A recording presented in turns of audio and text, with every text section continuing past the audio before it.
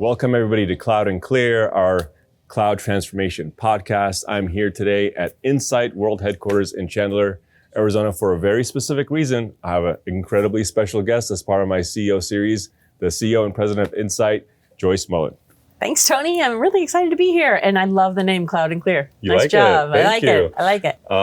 It's so cool that you're my guest because we just did this very big thing together. I know, it's a very big thing. And you get to be a part of our CEO series, which I love. Thank you. In person, in headquarters, and it's a format that I think is going to get a lot of people excited. So Great. Thanks for joining me. Thanks for having me. Before we get into the business and acquisition and all of that, when I got to know you many, many months ago, I was just so impressed and fascinated by your journey and your career and where you started and how you got here. I always like for the audience to get to know the people behind the technology and the company. So I'd love to hear a brief story of your journey to this amazing position at this great company, how you got here. Okay. Well, I've been in this industry a really long time, Tony, a really long time. But I started, my first job out of school was at Cummins Engine Company. And I went to Cummins Engine Company a million years ago because I was really excited about working on something that was tangible. I was excited about working on something that I could see and touch. And I was excited about working in a business that was international. And so those were really priorities for me. And I spent 9 years there and loved it and had all kinds of mentors. You know, when you go to work for a company that's 100 years old, they have very well developed processes and systems, and especially development processes and leadership principles and things like that. So I learned a ton there. And I got to take that, everything I learned there, and went to Dell after that. And I spent 21 years at Dell, also loved that career. It was a pretty big switch from diesel engines to technology. What I loved about Dell was the speed. They used to call everything Delocity.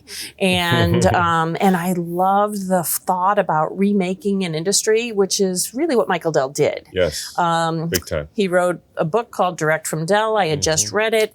And I went and I left with an offer, and I called my husband from the airport and said, "What do you think about moving to Austin, Texas?" He said, "Because he's awesome." He said, "Yeah, no problem." And we did. So we moved our family to Austin, and I got to do so many different jobs at Dell.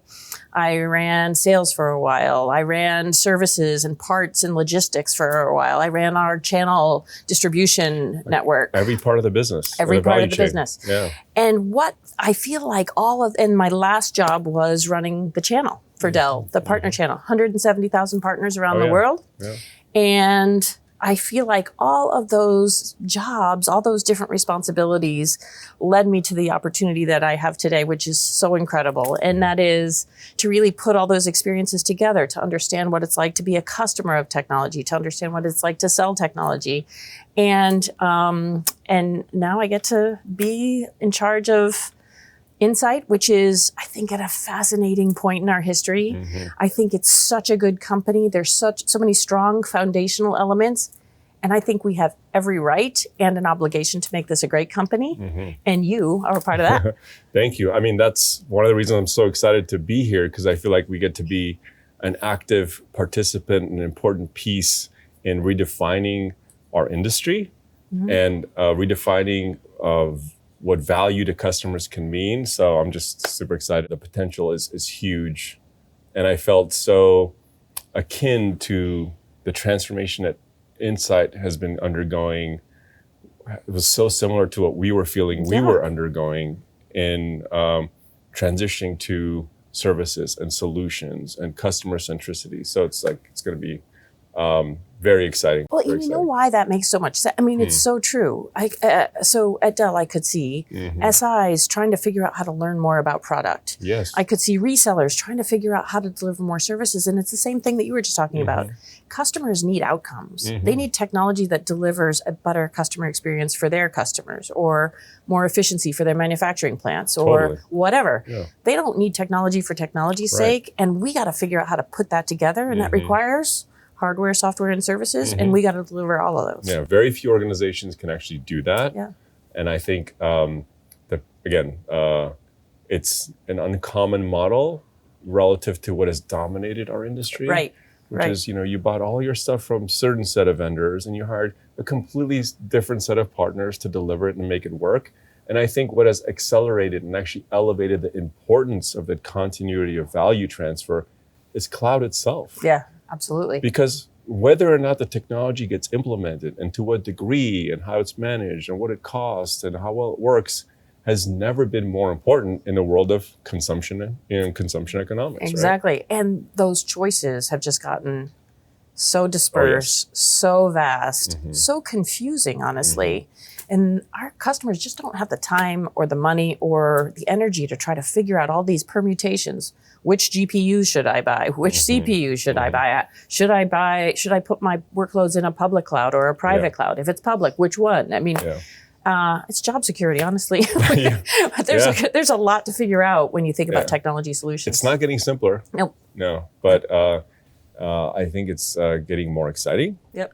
I think what we both saw, and I know you started the work down the path with NVIDIA and Microsoft and others, and we had started the work with Google on their journey around AI.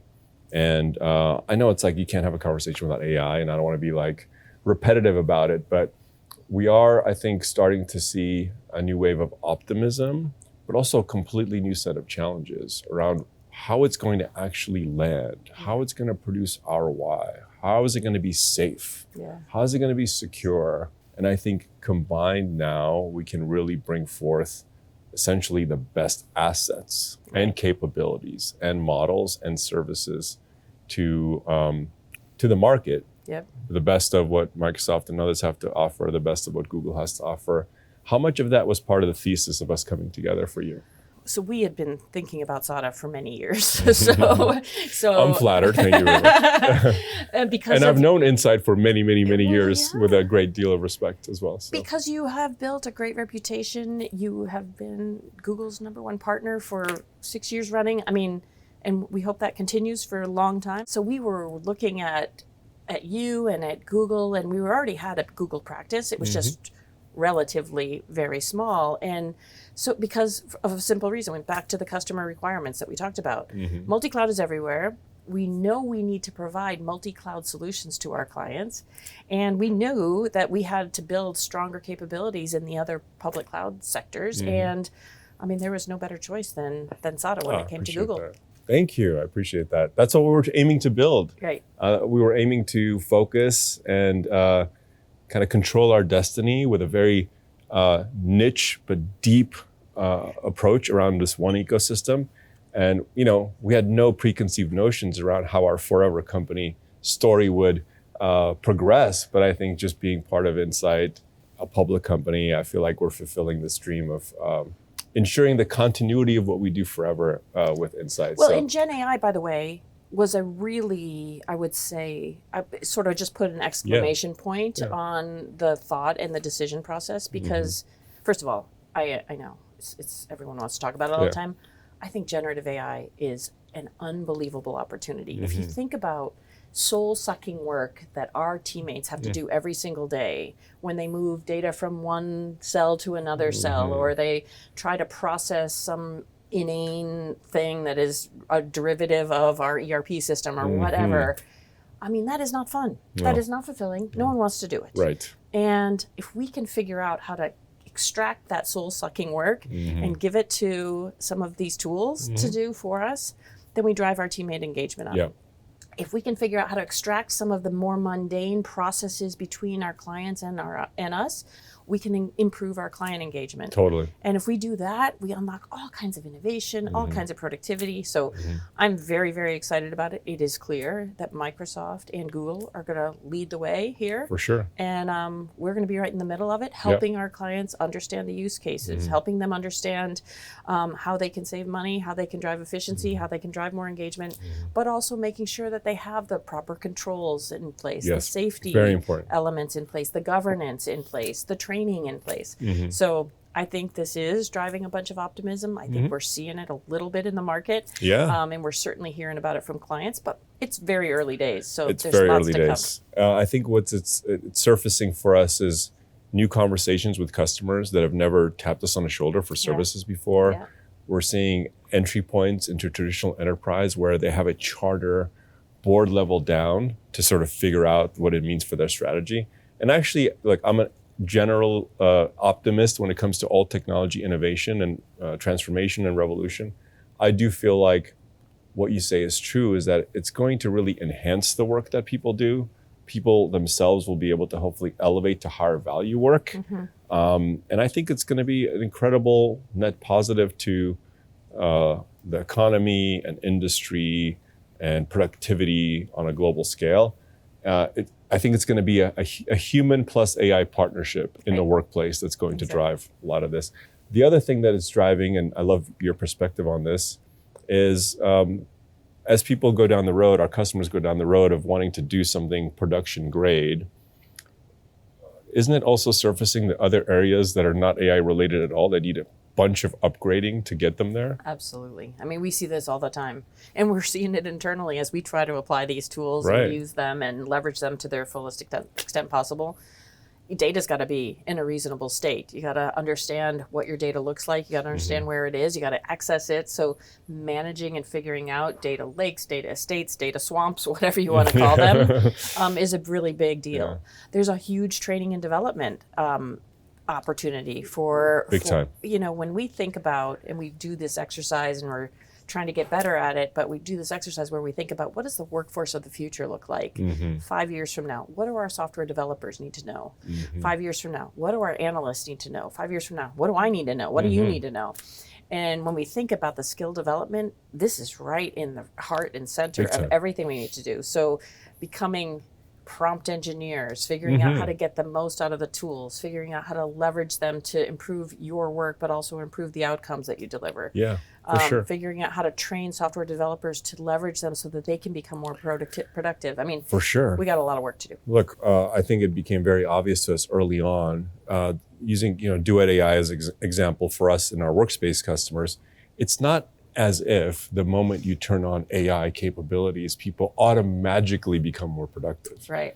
There's real training involved. There's enablement involved, because this is not the same old paradigm in the way that people work. So I think we're well trained as an organization, because so much of the work that we do has always required a tremendous amount of training, enablement, change management. But I think it's very important to remember that where the technology meets the people is probably half the work. Right. It's not just the technology work and architecture and security. The human aspect is the other half of the work. I think we saw that with mobile phones too. I mean, I think we learned that people could do so much of their work wherever they were, and that drove productivity. We saw it in the numbers. Yeah. We saw it with cloud. I mean, cloud, I think, is a really good parallel to adoption of Gen AI, because so many boards started to say, I don't know, 12, 15 years ago, tell me about your cloud strategy. Right. Aren't we all moving everything to the cloud? Right. And CIOs everywhere were like, I don't know what that is. Yeah. So I think we're kind of in that same phase, but I think the impact could be even greater. Just like with cloud, AI also is a paradigm that is not everything automatically all at once public cloud. Right. Do you want to talk a little bit about how part of this thesis of us coming together, certainly we feel it on our side, is that the multi-cloud and hybrid strength that this union brings together for the market? Because I think I'm super excited about it, because that's a capability we never really had. I think there's not a single person who knows about technology that would argue against multi-cloud. I mean, we're seeing it with our customers, we're seeing it in the data. Every customer is interested in having multiple clouds. Everybody's concerned about locking their data down in one particular place and not being able to get it out. So what we do know also is not every workload is optimized in the public cloud. Not every workload can be optimized in the private cloud. But everyone, all of our clients, every customer out there absolutely wants to be able to leverage the ease of provisioning and the ease of management and the ability to move data around into different applications, et cetera. And so what I think that has done for the industry has really driven a level of simplicity, ease of use requirement into private clouds. And we sell a lot of technology to our clients, a lot of storage servers, networking gear, et cetera. And as they optimize their workloads, or as we help them optimize their workloads and figure out what goes where, the the on-prem piece is very, very important It's to so our important. clients It's so important. and to our partners, of course. Mm-hmm. And we love the fact that we have the expertise to be able to help clients decide which technology should I use, where should these workloads go, and we can do that without bias. And that, I think, is a differentiator for us. And now that we have so much depth in Google, so much depth in Microsoft, so much depth in on-prem, and we have a small AWS practice, I think we're in an unbelievable position to do just that. There's a bunch of opportunities when we were standalone that we literally could not compete in or pursue because there's, whether it's manufacturing or retail, or there's all these use cases around where do these AI models run? Where's the data stored? Where's the processing done? In a distributed customer environment, on-premise is so important. And now I feel like we can bring some of this great Google technology that needs to run on-premise and partner with Insight to do it. Right. Like there's all these deals we just couldn't pursue. And now I'm so excited. Like not only do I have the scale, boots on the ground, and the global availability of your amazing teams and talent, but the on-premise chops. Well, and by the way, we shouldn't forget workspaces and devices too, because that is, at the end of the day, the interface. I think the interface is some kind of personal device that people are using, right? Oh, for sure. We couldn't do that for our customers before this joining of forces. And I think, I want to say it was maybe like 15 years ago that right after the iPhone came out, Michael Dell said, everybody's talking about the death of the PC.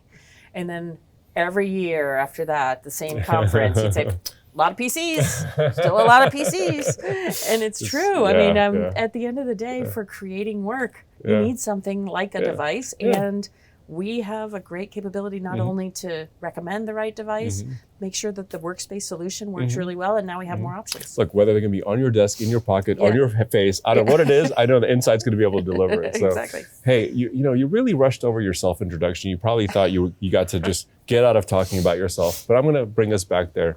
Because one of the things I love about walking around here, which I love being in this office, it's beautiful, is one of your folks, I told him, at the coffee shop we met, I said, I'm going to interview Joyce. I said, make sure you ask her about your leadership style. So Prashant Singh, who I've seen multiple times here as I've been around, he's like, ask her about her leadership style.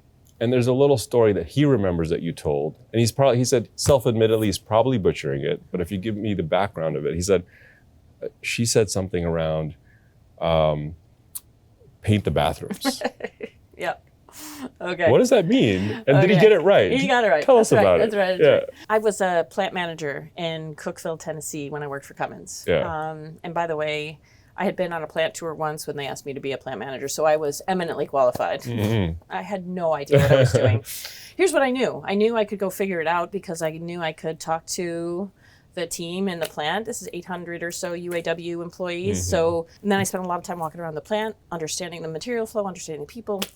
And but then I had a mentor. He was his name was John Yoder. He had been a plant manager for 50 years at Cummins, 50, and he's a man of very few words. So he, I went and said, John, I really don't know what to do. Like, what should I do? He said, paint the bathrooms, Joyce. I said, paint the bathrooms? I said, what are you talking about? And he said, you're smart. You'll figure it out. So. Wow. I said, that's like a weird manufacturing code, I don't know, or something. But the next day I went into the bathrooms on the shop floor. Mirrors were broken, tiles were broken, kind of dirty, very dingy, bad lighting. And I thought, oh, I see what he's talking about. I mean, he's talking about make your teammates, make your employees feel valuable. I mean, show them respect because they're coming in and doing a ton of work every single day. And they have to do it in this environment. It's not like they can choose where to go. Right. And they're walking into this place 2 or 3 times a day. And it's basically saying, you don't matter, we don't care about you. That investment, not only that, of course, different working condition investments and different financial investments. It's symbolic. It's symbolic, but it also taught me that, oh my gosh, what is more precious than the hours of work that people are willing to put into serving our customers, supporting our partners, helping each other, and we need to be appreciative of that, and we should show it to them. So this is why this place is so beautiful. Yes, I get it. I know it's Glynis's vision come to life, and It is so so welcoming, and that's why I'm here like every other week, minimum. And so are our people, and it's a beautiful office. I get where that comes from, but I think it's a symbolism around paying attention to the little things, and to the things that matter to people experience, employee experience. I think they're little things, but in aggregate, like the plants, the real plants, the beautiful library, the coffee shop, amazing conference rooms at work all the time. Beautiful bathrooms, by the way. Your beautiful bathrooms, yes. All of it matters, because I think those are expressions of simple, fundamental things that show that you care. But it's more than that. Well, clearly you're getting a lot of these things right, because you were also recently awarded by Newsweek one of America's best places to work for diversity. Yeah, that was good. And what does that mean to you, and why do you think that's important? Because I fundamentally believe and know, and I think it's scientific, that diversity of experiences, diversity of backgrounds, diversity of thought, diversity of cultures, genders, etc., are where you maximize collective intelligence. Yes, I totally agree. And by the way, I would say the foundation for making decisions like a beautiful office are really rooted in our values. And I'm going to tie that back to the diversity comment in a second. But if we say our values, and we do all the time, talk about hunger, which is all about delivering results, talk about heart, which is how we treat each other, talk about harmony, which is how we interact, collaborate, and come up with the best kind of answers, and then move in the same directions, much like a symphony. I mean, this space is designed to do that. Show our teammates we care about them, figure out how to drive collaboration. And so this is kind of, obviously everything else is on a smaller scale, but when we open up other offices, it's meant to reflect those values too. And that also helps us attract and retain amazing talent. And diverse talent is going to give us better answers than monolithic talent. Of course. So we have very active set of ERGs. We have, I think, around 4,000 or so, or 5,000 or so of our teammates involved in our TRGs, our teammate resource groups. It's wonderful. And they do all sorts of different things and have different celebrations and different awareness workshops, etc. We think a lot about it as we think about succession planning and diversity and development programs. So, I think it's just a smart business decision. Thinking about it is a really good idea. It's a very good idea, because you want to cast a very wide net. Yes. Because you don't know where the most talented people are if you keep looking in the same places. And then you want to be an attractive place for the most talented people to want to work. I mean, it's as simple as that. People want to conflate it with, that means we don't care about meritocracy. That couldn't be farther from the truth. That drives me wild. Couldn't be farther. I'm so glad we're very aligned on this, because we've always, immigrant founded company. Very diverse. A great story, by the way. Thank you so much. And it's always like somebody had to give us a shot. Somebody had to give me a shot, or my father a shot. So I really respect and appreciate that. And I'm glad we came from similar roots, and that's so near and dear to your heart. And I think part of our journey together is going to be continue to be able to attract the best talent. Well, and you know what? I think I like to think about... And retain. Yeah, and develop. I like to think about diversity in a very broad way. But one of the things that I learned early on in my career is that I was very attracted to people like you. I really want high energy. I really want high curiosity, or like somebody who's really dynamic and exciting and to be around. And I also learned that the best teams are made up of people like you, but also like me, but also people who are really circumspect and really thoughtful, and maybe more careful about kind of drawing a conclusion, and maybe a little bit more deliberate in their activities and actions. And that combination is where you get the power. But I had to learn, hey, wait a second. Don't just look in the mirror when you're interviewing someone. It's a big mistake. You got to go find people who are You've seen our team. We couldn't be more eclectic. I know. I love it. I love our team for that reason. And I learned that over time too. You can't hire a bunch of Tonys. You're going to fail. You have to have a good combination. And again, I think just us coming together just enhances this whole story. And I love that very, very much. Well, I think you should talk a little bit about your family. Because I think your mom and dad are amazing, and the story of them coming over to this country Yeah. and then building such an incredible company. Thank you. With obviously your Did you just flip leadership this around? Are you Yes. like, interviewing Yes. me? Yes. Okay. A guest has never done that before, but if anyone were to do it, it would be my new boss, Joyce.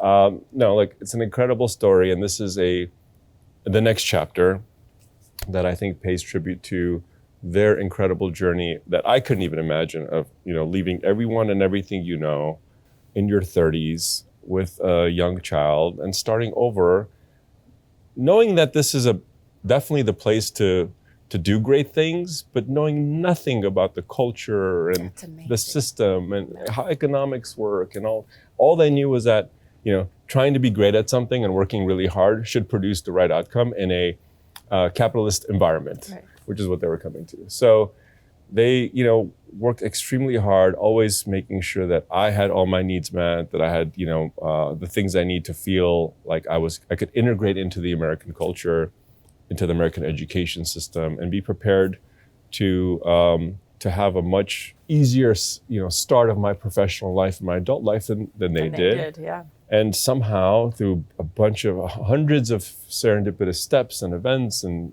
things, And a lot of hard work. yeah. Started this company that I ended up joining very early.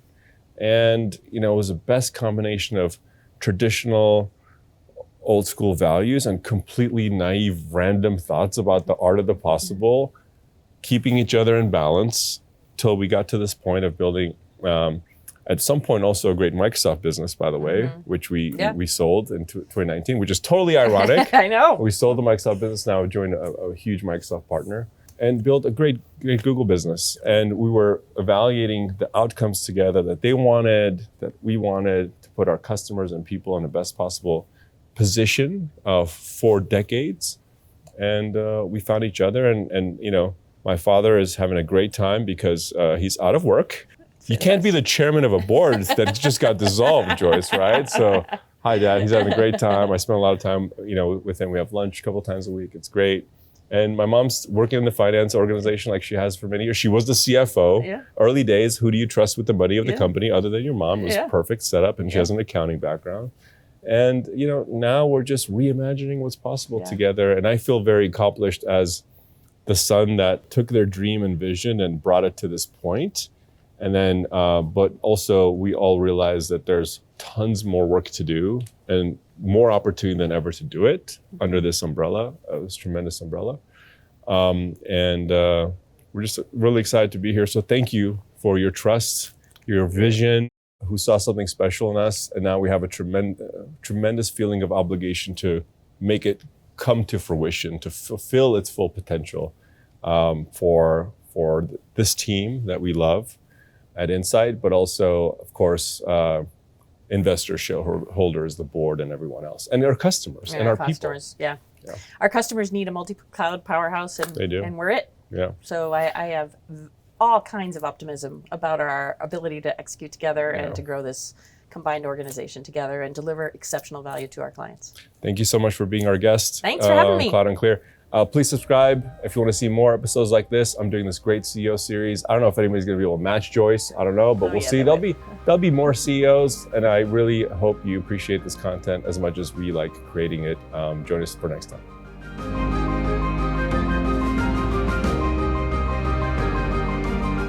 Thank you for listening to Cloud and Clear. Check the show notes for links to this week's topics. And don't forget to connect with us on Twitter @Cloud and Clear and our website, sada.com.